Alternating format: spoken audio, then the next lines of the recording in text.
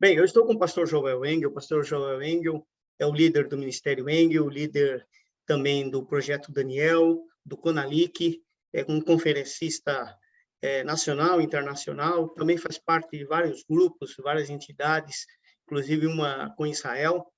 E hoje nós vamos tratar de um assunto bastante interessante, mas antes eu quero dar a oportunidade para ele cumprimentar os internautas do Guia. Bom dia, Marcos. Shalom, paz. Deus abençoe todos os queridos internautas que estão conosco. É uma alegria poder participar desse momento com o Portal Guia e você dirigindo essa entrevista. É um assunto muito interessante, muito importante, que nos últimos dias vem sendo tratado, é a questão da abertura das igrejas ou fechamento das igrejas. O STF teve duas oportunidades, né? Uma com o ministro Cássio Nunes, onde ele determinava que todas as igrejas ficassem abertas, observando todos os critérios de higiene, saúde, aquilo que é determinado pela legislação, e uma outra posição do ministro Gilmar Mendes, julgando aqui uma causa em São Paulo, né, onde determinava que os municípios e estados, sim, que teriam que deliberar sobre esse assunto. Ou seja, um assunto bastante polêmico, juristas sendo ouvidos de todos os lados, mas, na realidade, a interferência foi real em todas as denominações religiosas, quer seja igrejas evangélicas, quer seja igreja católica. Então, a interferência aconteceu. Mas, antes de nós entrarmos nesse assunto especificamente, eu queria perguntar ao pastor Joel Engel, né? Ele já teve algumas experiências, eu sou conhecedor dessas experiências, porque vi vídeos recentemente, e que o senhor já passou por uma certa perseguição no tocante à questão de evangelismo, à questão de cura. Eu queria que o senhor explicasse para nós o que aconteceu com o senhor aí no Rio Grande do Sul.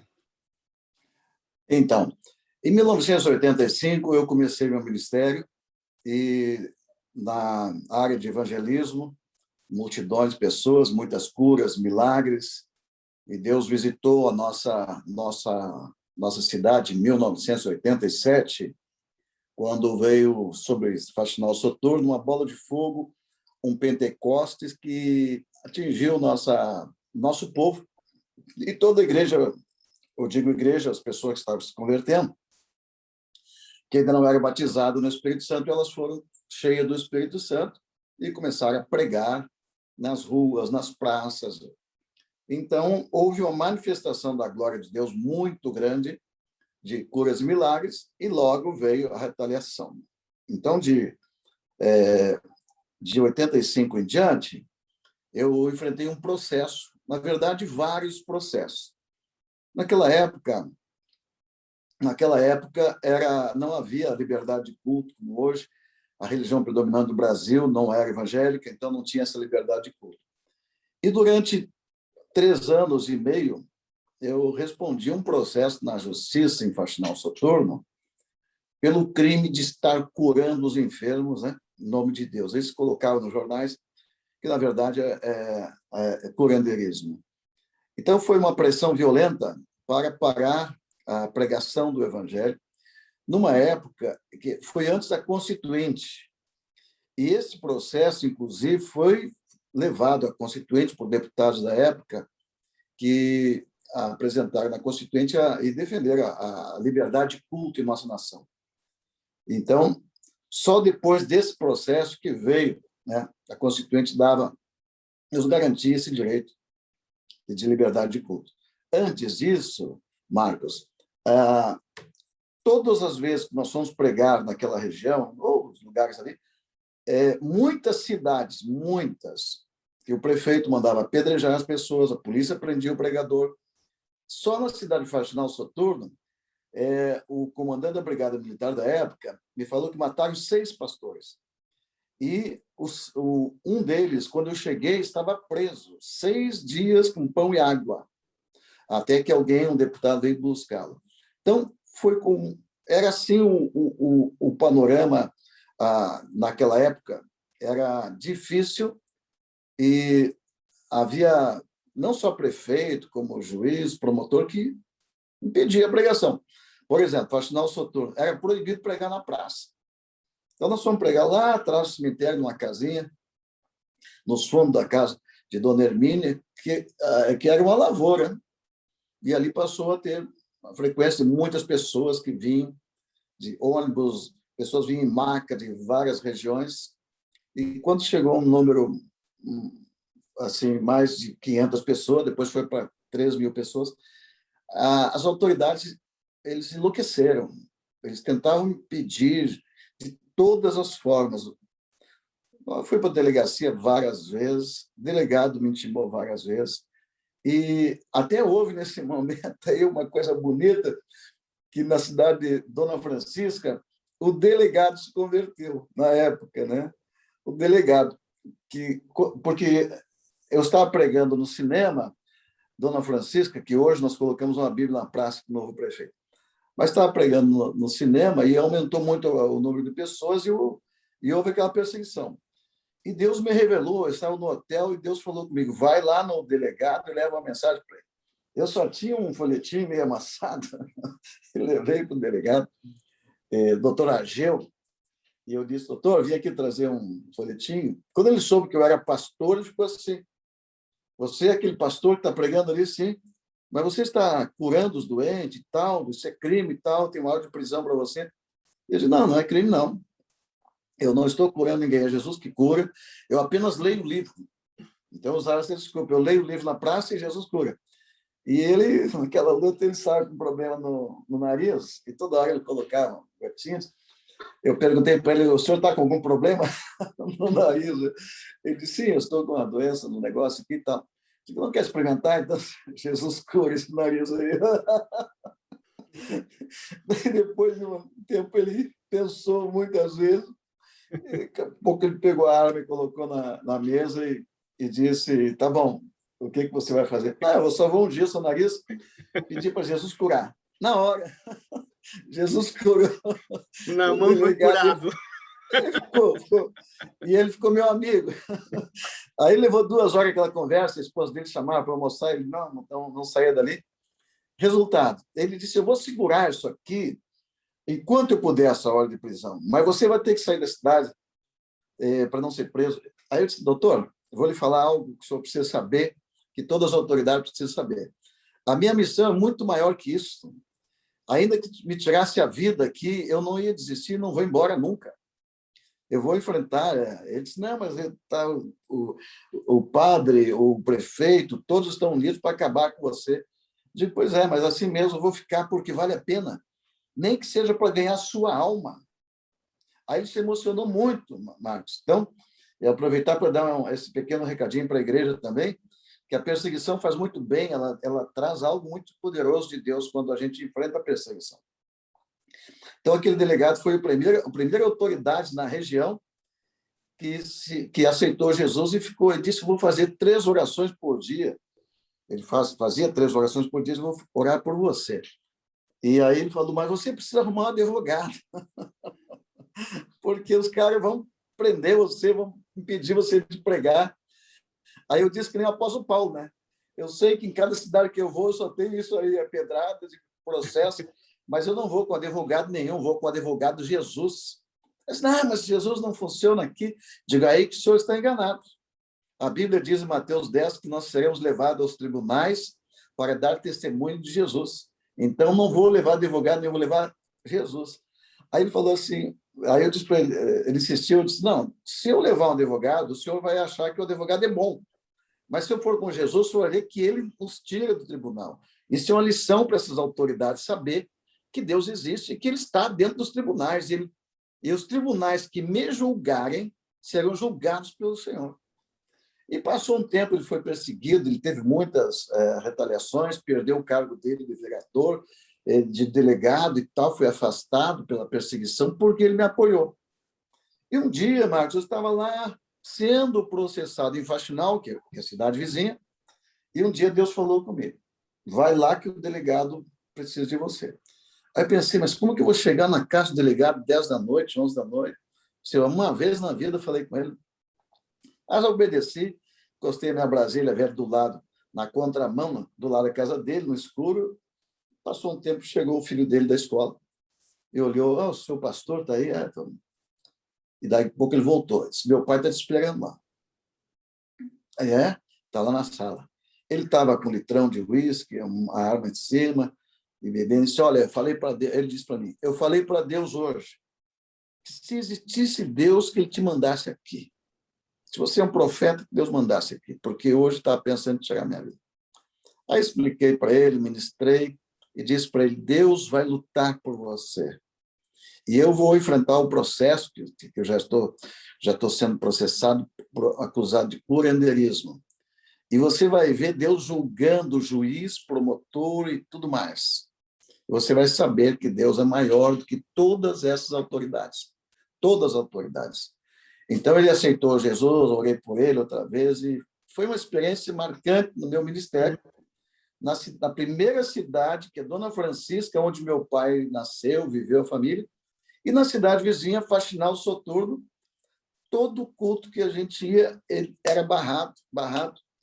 Era tanta ameaça, Marcos, e policiais. A gente entrava por um canto, toda semana era surpresa onde é que a gente ia pregar. A gente avisava na última hora, e foi aumentando 2.000 pessoas, 3.000 pessoas, era um negócio na cidade, ônibus, era uma loucura. A pregação vai ser no estádio, todo mundo subia para lá. A polícia vinha, cercava, e o pessoal segurava, dava tempo de pregar e vai para outro. Foi assim 3 anos e meio. E tem uma experiência que aconteceu, que eu contei essa semana, que na Praça de Faxinal Soturno era o nosso alvo. A gente pregou lá na Lavoura, pregou lá em todo lugar, mas a praça era uma conquista, era uma questão de honra. Aquelas autoridades locais não permitiam pregação evangélica na cidade, na praça, em locais. Eu estou falando de prefeito, de delegado, juiz, promotor, todas as autoridades da cidade viam os pregadores como bandidos. E tem algumas cidades por aí ainda que não dá para largar um folheto, que a polícia vem e pega a pessoa. Então, o meu chamado que Deus mandou fazer foi isso. Nós temos que vencer essas barreiras e nós vamos chegar até a praça. Aí lá na praça eu preguei algumas semanas, mas era muita pressão, tinha armas apontadas para a gente. Nós tivemos 50 ameaças de mortes. Aí um dia Deus falou comigo assim, as mulheres são mais... A pessoa tem mais dificuldade de chegar numa mulher, né? O homem manda tua esposa pregar. E eu, valente gaúcho, mandei minha esposa no meu lugar. Ela pregou 7 semanas na Praça de Faxinal Soturno e milhares de pessoas se converteram. Teve uma missa até na 6ª semana, que o padre fez a missa na hora que ela estava fazendo culto, ela esperou, o padre terminar a missa, continuou depois e foi milhares de pessoas convertidas, porque era um espetáculo. Ela chegava para pregar e a polícia chegava. E vinha aquela vai, volta, e ordem daqui, ordem de lá, que nem a gente está vendo hoje, né? Uma defende, outra... Enfim, ela pregou lá 7 semanas. E eu fui processado, durou 3 anos e meio. Naquela época, olha só, eu tive 3 horas de prisão preventiva, está lá nos autoprocessos, acusado de estar pregando. Porque eles queriam que eu parasse de pregar. O delegado disse para mim, se você parar de pregar, a gente para o processo. Quando eu fui à delegacia, a primeira vez na vida, como pastor, botei meus dedos lá, como criminoso, saiu na capa do jornal, assim, o curandeiro, vulgo Joel Engel, irmão Engel. Então, aquilo aparentemente humilhante, né? Mas o objetivo era parar a pregação. E aí, primeiro foi o delegado. Disse, delegado, eu não vou parar, pode prender. Olha, se eu for preso, será uma grande honra, porque os apóstolos, a gente vê na Bíblia, foram presos, os anjos vieram socorrê-los. O Supremo Tribunal de Israel teve que baixar a bola para os apóstolos, por causa do poder de Deus. Então, para mim, é uma honra ser preso, querido. Pode tocar o processo. E aí, no processo, porque várias tentativas e vários processos para nos impedir. Mas entrou o processo de curandeirismo. Ok. Então, eu, a princípio, contratei uma advogada que sumiu. Ninguém queria enfrentar esse tipo de situação, ninguém queria defender um pastor naquela época. Não se ouvia falar de curas em rádio, televisão. todo mundo... Não, era coisa muito, enfim, parece que as coisas... Não se ouvia falar em línguas na rua, na praça, em rádio, e a gente fazia tudo isso. Então, várias vezes fui chamado, fui dar depoimento no fórum, e o juiz queria saber do meu advogado. Eu disse, não, meu advogado é Jesus. E ele ficou muito violento. Ele mandou, veja lá se tem um Jesus aí na porta, veja lá se tem um Jesus. Eu digo, Jesus de Nazaré, doutor. E vai lá. Ao ponto que ele achou que eu estava brincando com ele, e eu disse, não, Jesus é meu advogado, e eu vou sair desse tribunal livre. O senhor vai embora, a promotora vai embora, essas pessoas que estão nos perseguindo, ou aquele que não morrer vai embora, mas eu vou continuar pregando. Aí disse, mas você é réu, você não pode nem falar. Digo, pelo contrário, réu é o senhor, porque o senhor é réu diante do tribunal de Deus, onde todos nós vamos apresentar um dia e vamos precisar de um advogado. E Jesus disse que por isso nós seremos levados aos tribunais para dar testemunho do Senhor Jesus. E eu quero dar o testemunho aqui. E foi uma luta, várias vezes, até que na última vez, na última audiência, antes do julgamento, eu lancei um folheto na cidade falando meu julgamento, porque foi proibido de transmitir, de sair na imprensa meu julgamento, está tudo escondido. Quando eu falava para os pastores que eu estava sendo processado, eles riam da minha cara. Eu estava brincando. Não existe isso no Brasil. De como não existe? Eu estou vivendo isso todo dia. Ninguém acreditava. Então, lancei um folheto dizendo que eu estava sendo processado injustamente e citei o nome das autoridades que estavam me perseguindo. Foi um caos. E aí eu fui chamado na rádio local para dar um testemunho, quer dizer, por causa do folhetim, e o diretor da rádio disse, olha, hoje você está indo ao julgamento, tal, Joel Engel aqui e tal, você é réu. Eu digo, não, negativo, não sou réu. Pelo contrário, hoje eu vou denunciar as pessoas que trazem droga para a cidade, vou dizer o nome de quem traz droga, vou dizer o nome dos corruptos da cidade, desses juízes corruptos que estão ganhando dinheiro por trás para fazer isso, promotor. Falei tudo isso e daqui a pouco ligou o juiz para a rádio e mandou cancelar. Eu disse, eu não vou parar de falar. E naquele dia, então, deu uma pressão. Até aquele dia, Marcos, eu não tinha uma testemunha do meu lado. Era só contra, as pessoas não tinham medo. E Deus começou a inverter agora na penúltima audiência, e o juiz, o promotor ali, me cobrando que eu estava falando deles na rádio e tal. De vocês falam de mim, eu falo de vocês. Que é isso? Eu sou uma autoridade de Deus, tanto com vocês, mais ainda. Então, não é só a autoridade de vocês que existe uma autoridade sobre mim, sobre a palavra de Deus. Eu estou com a minha Bíblia o tempo todo. Enfim, resultado. Eles quase que arquivam o meu processo. Eu tive que entrar depois, exigindo que eles continuassem até o final, para que ficasse provado minha inocência. Finalizando, teve uma próxima audiência de julgamento, e veio um promotor, Tiberissá Brum Pires, e disse, eu li os autos e não vejo nenhum crime nesse pregador, não me cabe outra... Enfim, pediu a minha absolvição, o promotor. O advogado nomeado pela defesa, que estava ali para me defender, me acusou 3 vezes. E a juíza que veio, porque mudou, o juiz mudou tudo. Deus fez uma limpa, tá? Fez uma limpa, trocou tudo.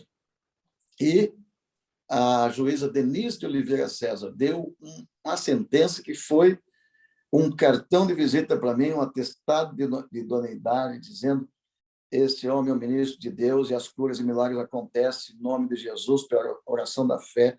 Isso não se constitui por andeirismo, mas são atos de fé. Ela deu assim um atestado. A partir dali, então, o meu nome ficou conhecido em todo o Brasil, entrevista para cá, para tudo que é lugar, para várias nações. Resultado, isto é uma bênção, quando a igreja é perseguida por estar pregando, e um pastor preso por estar pregando não é feio, pelo contrário, isso é maravilhoso. Aqui na Terra pode ser até alguma coisa assim estranha, mas lá em cima é algo maravilhoso. E nós vemos no livro de Atos, Apóstolos, acontecendo isso. E, então, isso marcou meu ministério, o primeiro processo. Só vou falar desses dois bem rápido. O último processo foi em Arroio do Tigre, porque Deus lotou a cidade de jovens drogados que receberam unção do vinho novo, rolavam no chão, se libertavam das drogas. Deu 50 ônibus, depois passou para 70 ônibus, 50 cidades. Isso nós fomos morar lá uns tempos, porque a minha esposa precisava se recuperar. E Deus fez tudo isso. Resultado: perseguição, brigada militar. Fui chamado na delegacia várias vezes. O delegado veio para cima de mim, tá? Querendo me tratar como um bandido. Eu peguei um advogado que já estava na igreja e nós desafiamos esse delegado, brigada militar, e o promotor que moveu um processo por perturbação da ordem pública. Esse processo, queridos, eu não aceitei.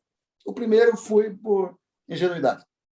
Neste, eu subi no monte, chorei, clamei para Deus, falei, não é possível.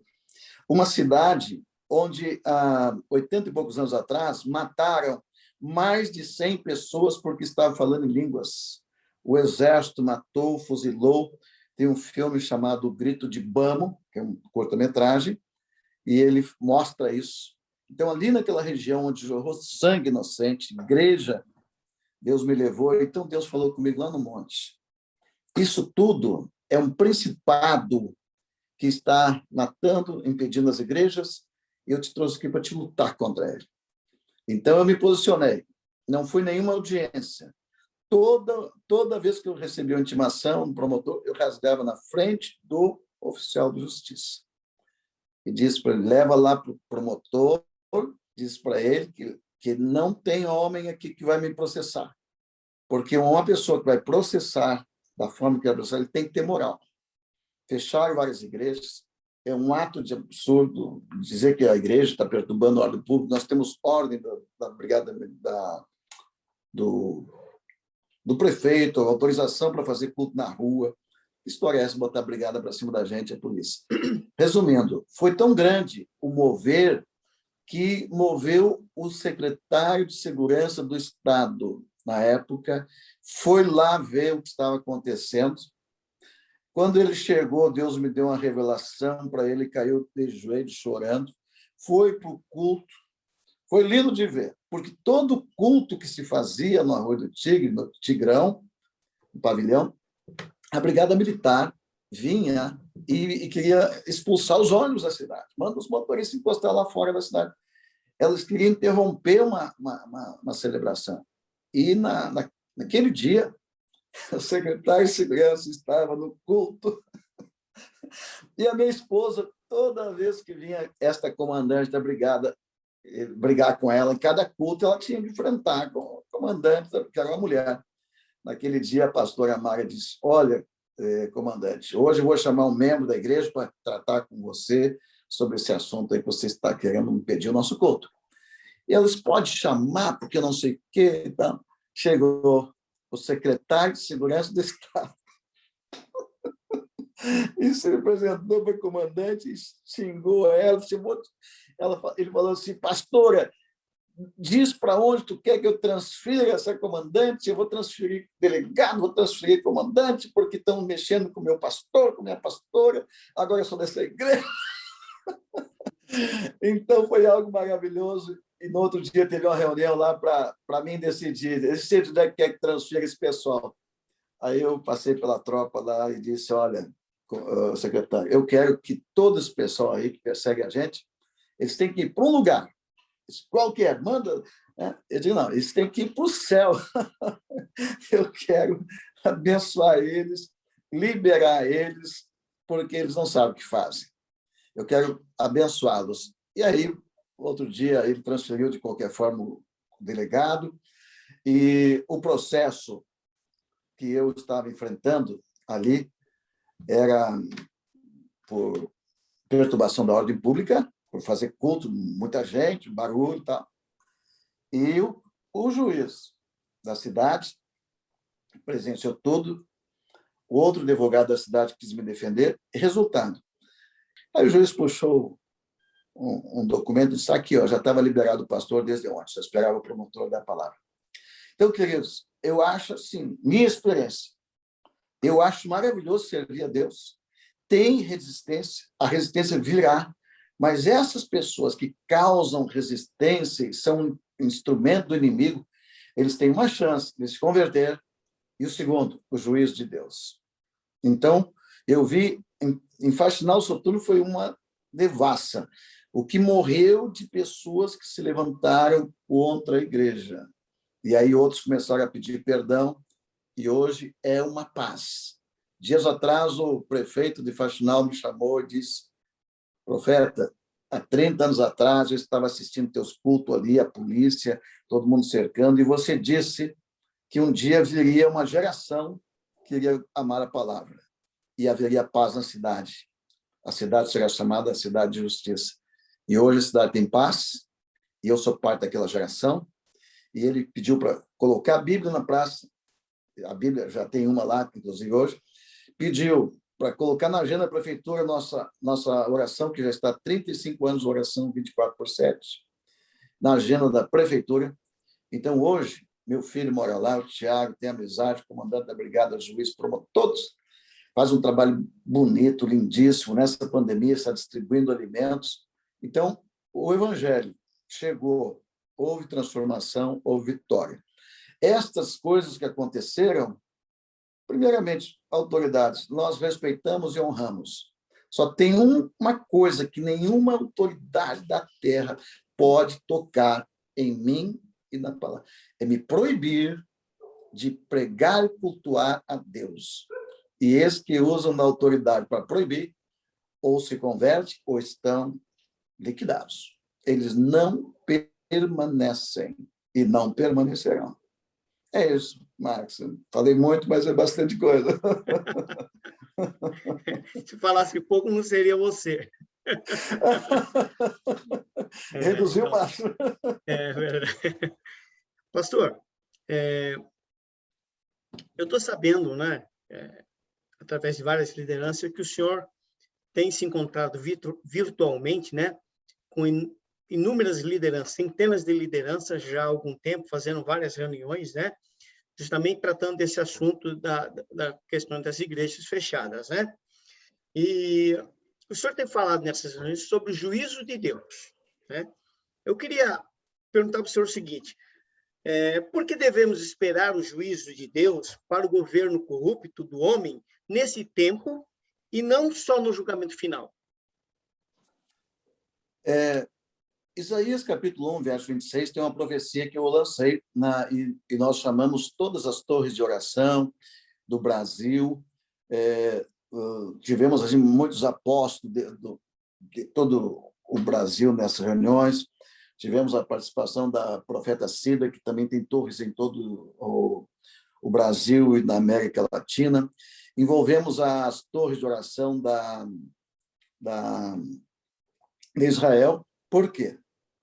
Porque quando uma autoridade do nível de STF, ministro, sai fora das suas atribuições, atropela e lança por decreto algo contra a igreja, ou governadores e prefeitos, não nos deixam outra opção a não ser entrar nos tribunais de Deus. Eu até quero agradecer esses juízes e essas autoridades, porque estão fazendo um bem enorme para a igreja. Os pastores com a igreja fechada hoje, está tudo fechado, eles só têm a opção, entrar nas coisas celestiais, estão abertas. Então, orar, buscar a Deus e apresentar a Deus as pessoas que estão pisando nas suas próprias leis. Então, eu li um capítulo, Isaías 1, 26 a 28. Olha o que diz, o profeta Isaías fala muito dos tribunais. Diga-se de passagem que os profetas, a atuação deles era em tribunais, era diante de cortes, eram diante de reis, de autoridades. E o profeta não só tem autoridade, como tem mandado de Deus de repreender as autoridades que pisam na bola com Deus. Então, a única coisa que é perigoso para uma autoridade dessa é isso. Então, olha só, Isaías 1, 26, 28. O profeta Isaías diz: restituir-te-ei os teus juízes, como eram antigamente, os teus conselheiros, como no princípio. Depois te chamarão cidade de justiça, cidade fiel. Sião será redimida pelo direito, e os que se arrependem pela justiça. Mas os transgressores, pecadores, serão juntamente destruídos, e os que deixaram o Senhor perecerão. Então, isso aqui é uma palavra forte para quem não sabe.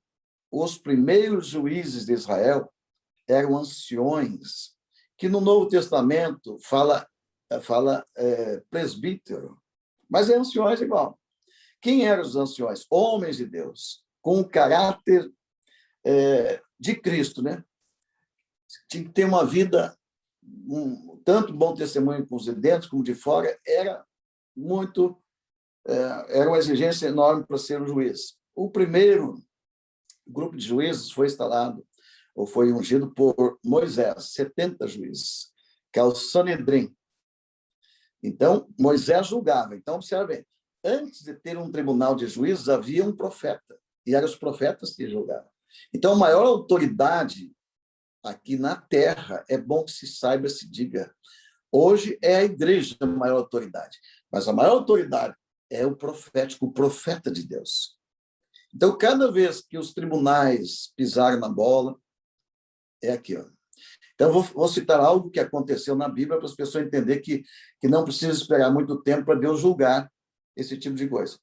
Moisés. O que Moisés fez? Foi chamado por Deus e Deus disse: Moisés, vai ao Egito. O Egito tem uma corte. Esta corte tem juízes, tem magos. Vai lá. Mas antes, junta os anciões. Quem eram os anciões? Os anciões podiam se reunir, que era assim a moda antiga, a forma de julgar, se reuniam os anciões para deliberar sobre situações na sua tribo. Então, tinha juízes de três lugares pequenos, 120 pessoas, um pouquinho mais, uma vila, tinha o pequeno tribunal, que era 3 juízes. Cidades maiores, 23. E depois 70, para causas nacional. Se falhasse esses 3, era o profeta que decidia. Então, hoje é importante que a igreja entenda o poder, a autoridade que há sobre a igreja, a autoridade profética, a autoridade apostólica, e como se julga essas coisas. Então, Moisés, depois que Faraó está oprimindo o povo, tá? Ele está... Porque não foi assim do dia para a noite que Faraó colocou todo mundo a trabalhar de escravo. Não, foi 210 anos de escravidão. O restante foi tempo bom. José estava lá, foi um tempo bom. Ele foi oprimindo aos poucos, como está acontecendo no Brasil hoje. Aos pouquinhos, mas não vai ficar só em pouquinho. Não vai ficar só nisso. Então, primeiro, chamou todos para trabalhar, depois foi chegando os direitos, depois foi, de repente, está só os judeus trabalhando escravo e não tem mais direito nem a falar. Quando o povo de Deus clama, que é isso que a igreja tem que fazer hoje, quando o povo de Deus clama, vai enchendo as taças. Quando encheu as taças com o clamor de Deus, Deus julga.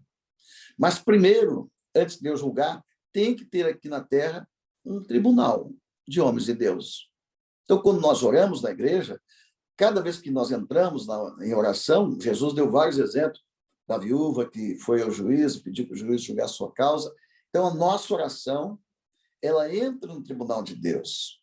E a primeira pessoa a ser julgado é o que ora. Se eu vou orar, eu vou entrar no tribunal de Deus, vou apresentar minhas petições, aí primeiro Deus julga a mim. Então, nesse caso, então, quando a igreja começa a orar para o Senhor fazer justiça nessa questão, o primeiro julgamento é para a igreja. Com certeza. Por isso que hoje, nós, igreja, estamos sendo julgados. Nós estamos passando por um juízo. Não que Deus mandou essa doença como juízo, não que Deus mandou castigo para a igreja. Não, o castigo está na mão desses déspotas de autoridades que vêm determinar o que eu devo fazer.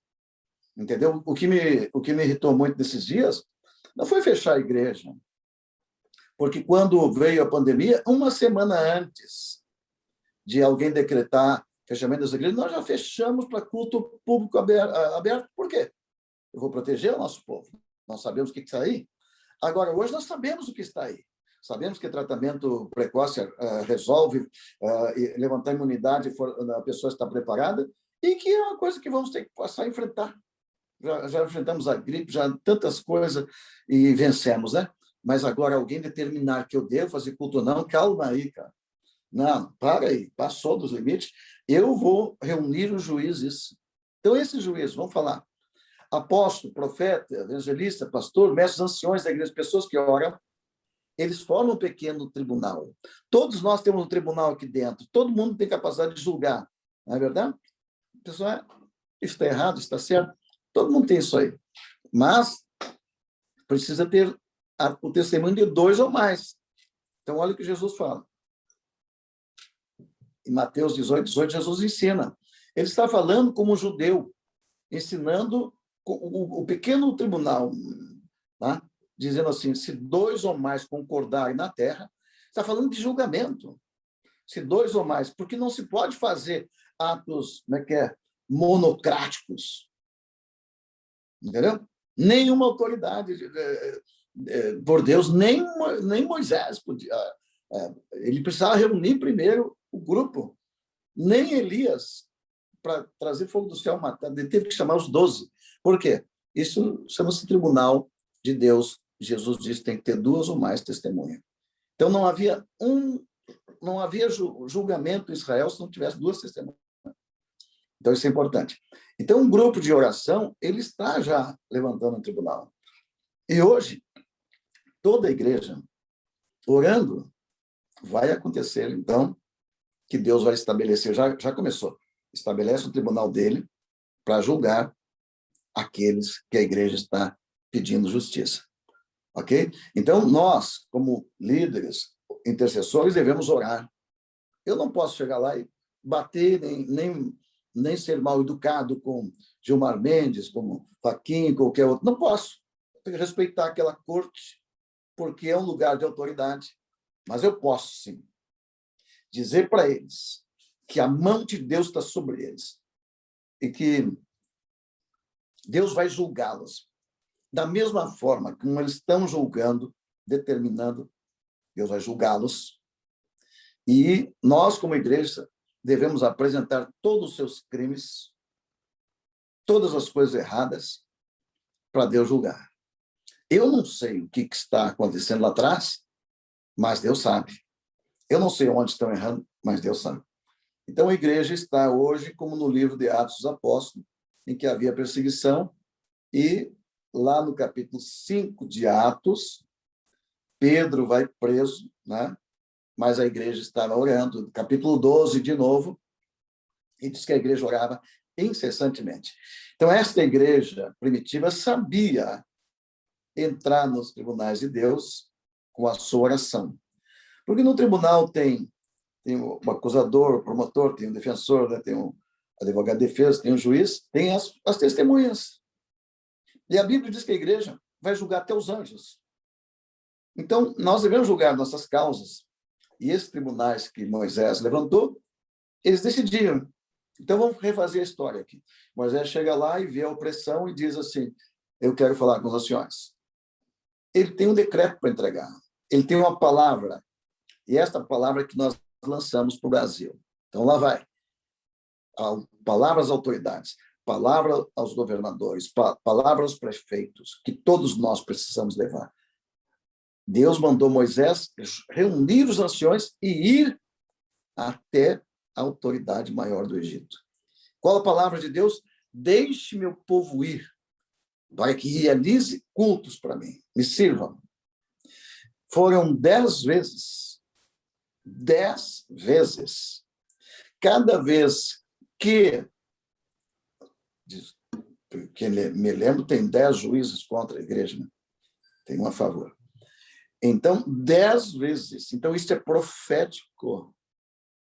Aqui está uma palavra que qualquer profeta já sabe a leitura. Então, os anciões deveriam ir com Moisés. Parênteses aqui, os anciões não foram. E depois Deus puxou a orelha deles. Mas eles fizeram o decreto com Moisés. Eu imagino assim, Moisés, anciões, o que vocês têm a dizer desse governo?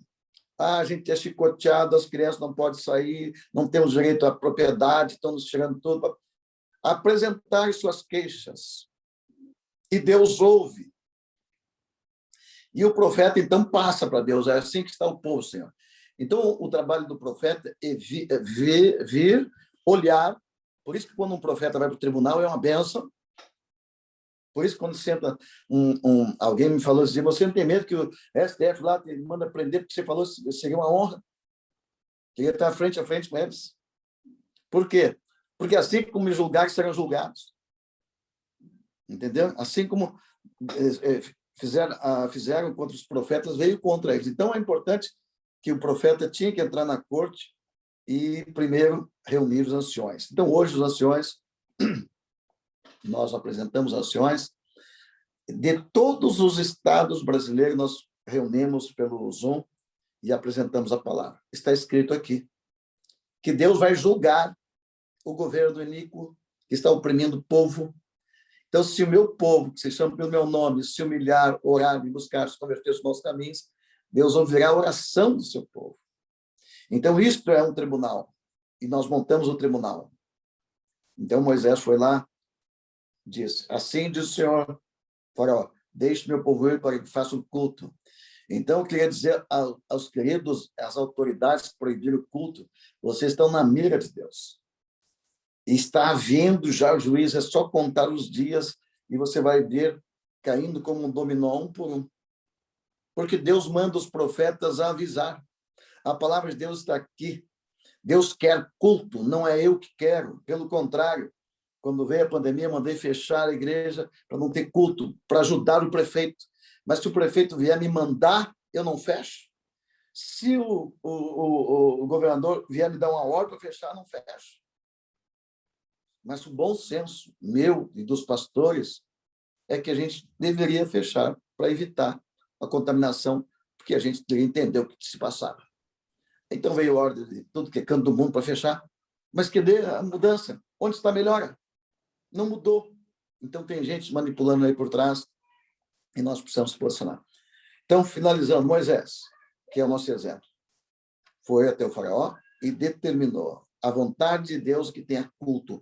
Esta é a palavra para o Brasil. Deixe meu povo ir para que realize o culto ao Senhor.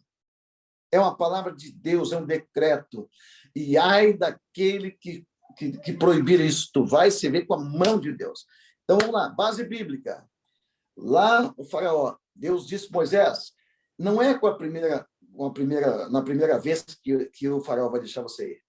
Mas eu mesmo endurecia o queixo dele, porque eu quero quebrar com soco. A palavra ali diz assim, Deus vai tirar com mão forte. Ele não vai ceder, senão por a mão forte. Então, essas autoridades que hoje estão querendo escravizar o Brasil e trazendo decretos, eles vão ver esta mão de Deus. E é muito importante, Marcos, que eles ouçam a palavra. Eu gostaria que estivesse ouvindo, porque depois de ouvir, é assim que funciona o tribunal. O réu tem que ouvir do que ele está sendo acusado.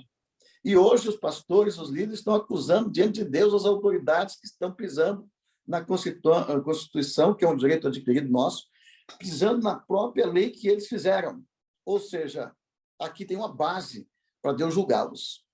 E como da própria voz deles saiu a sentença, só Deus pode nos julgar, que Deus julgue. Então, assim também foi com o faraó. 10 vezes Moisés vai lá e diz, deixe meu povo ir realizar um culto. Ele diz, não. Cada vez que ele veio, não, o que veio? Uma praga. O que é uma praga? Uma execução do juízo de Deus. Então, Deus diz, executarei meus juízos no Egito. Vamos lá, executarei meus juízos no Brasil. É a mesma palavra. Cada vez que... Olha, conta aí as semanas aí. Quantas semanas sem culto? Vai contando. Tá? Cada semana que Moisés foi lá e disse, deixe meu povo ir, ele disse, não, veio uma praga contra aquelas autoridades. Quem estava oprimindo o povo naquela época? Os governadores. O que Deus diz em Êxodo 3? Moisés, eu ouvi o clamor do meu povo por causa dos seus exatores, seus governadores. Os governadores estavam roubando o dinheiro do povo, ficando para eles. Eles roubavam também do faraó, enfim. Então, 10 vezes, Moisés vai lá e entrega a palavra, e 10 vezes recusa. Então, o que os nossos líderes têm que fazer hoje? Fazer isso, nos reunir de forma democrática, com respeito, e apresentar a primeira coisa aos senadores. E dizer, senadores, vocês têm que parar o ativismo do STF, que eles enlouqueceram. Eles estão aí detonando, saindo fora das suas atribuições. Coisa legítima. Então, Moisés foi 10 vezes. Falou 10 vezes. Aí, na última vez, Deus diz, Moisés, eu mesmo estou endurecendo o coração dele, porque eu quero julgá-lo. Não é no final do mundo, agora. Para que todas as nações entendam o poder de Deus. Então, na última vez, a última praga, isso aqui me arrepia. Na última praga, quando Deus disse, Moisés, diga para essas pessoas, diga ao faraó, e também para os governadores, que a última praga vai ser morte dos seus primogênitos. É interessante que cada uma daquelas pragas tinha um motivo. A morte dos primogênitos era um juízo porque aquelas autoridades maltrataram as crianças, mataram crianças. Só Moisés escapou. Agora vem o juízo. O que acontece no juízo? Deus vai matar todos os filhos daqueles que mataram os filhos de Israel. Então, por isso que o juízo já está estabelecido no Brasil, o tribunal já foi levantado, e agora a coisa vai ficar bem difícil. Uma das perguntas que me fez, Marcos, o que o povo de Deus deve fazer hoje? Isso. Buscar a Deus e clamar a Deus. Esse povo estava muito preguiçoso, não orava mais, era só festa e shows em cima dos palanques da igreja. E aí, cadê a oração? Como é difícil levantar a oração. Então, Deus permite, ainda que não seja sua vontade perfeita, Deus disse, vamos deixar acontecendo aí.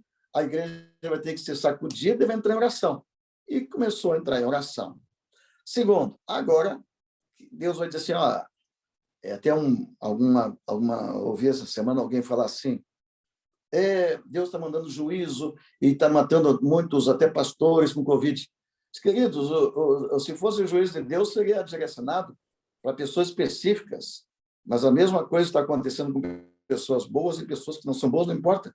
Nós não podemos dizer que Deus está fazendo isso, não. Ainda não vamos descobrir quem é que está fazendo isso, mas quando morre uma pessoa de Deus, ele sobe para as cortes.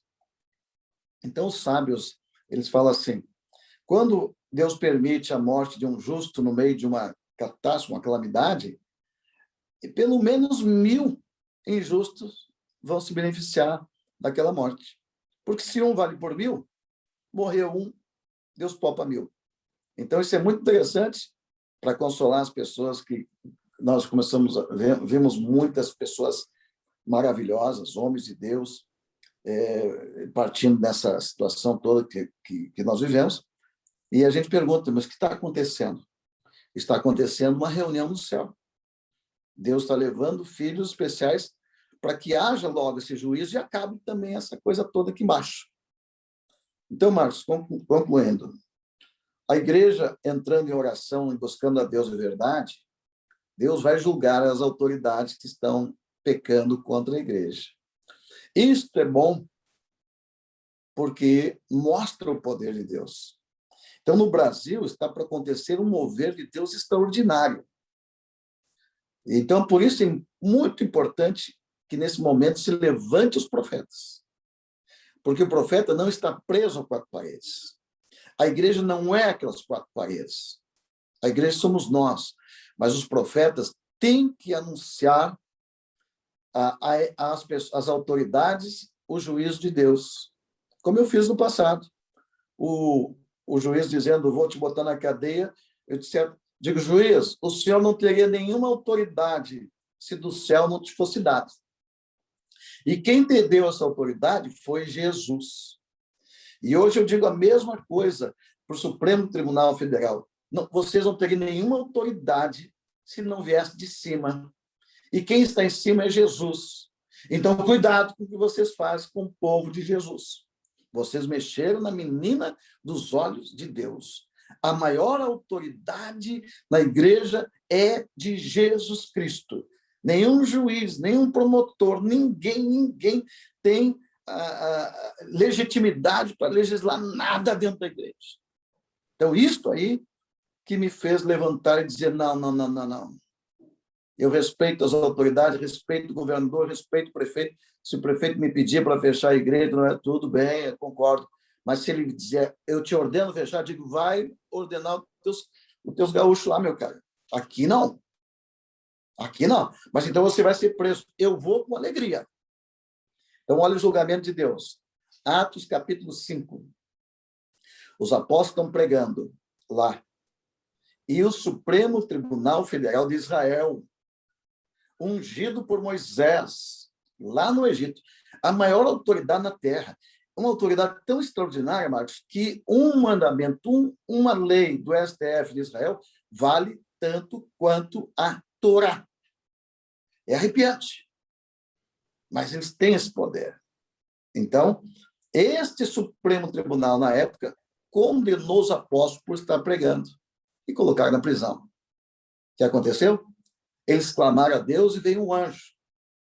Eles foram expulsos pela bagunça. Olha, eles estão bagunçando no culto. Então, a mesma coisa que hoje. Alguém mandou fechar. Você não prega na tua igreja. Tu não prega aqui no templo. E foram presos. Eles estão lá cantando, louvando, e muito felizes de estar sendo perseguidos por Jesus. Veio um anjo e diz, sai para fora, Pedro. E aí vai para onde? Foge. Fecha a igreja. O que faz, Pedro? O anjo disse, volta lá e prega, pregador, não para de pregar, prega mais forte ainda. Foi isso que aconteceu comigo lá no passado. Nós fomos expulsos da praça, veio as autoridades, veio o processo, veio a ordem de prisão, e eu pensando, vou para casa. Deus disse, não, volta lá e prega mais forte ainda. Volta lá e prega no tribunal. Mas se eu for preso, prega na cadeia. Então, foi isso que aconteceu em Atos. Eles foram pregar no templo. E naquele dia, depois do primeiro dia que prenderam os apóstolos, o Sinédrio, ou seja, o Supremo Tribunal Federal de Israel, chama os senadores. Opa, o que vai acontecer aí? Eles vão pedir a pena capital para os apóstolos, a morte. Olha só. Então, primeiro, desobediência dos apóstolos.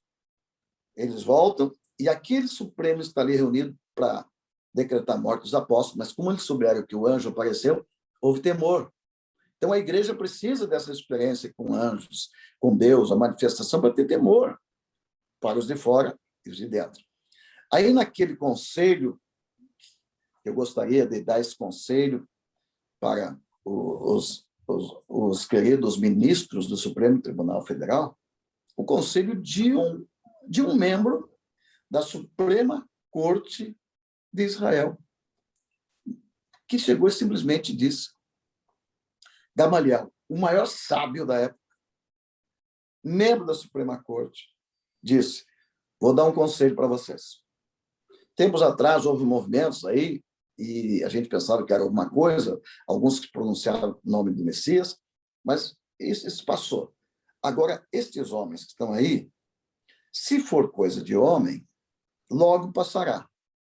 Mas se for obra de Deus, se for de Deus, cuidado para vocês não se encontrarem lutando contra Deus.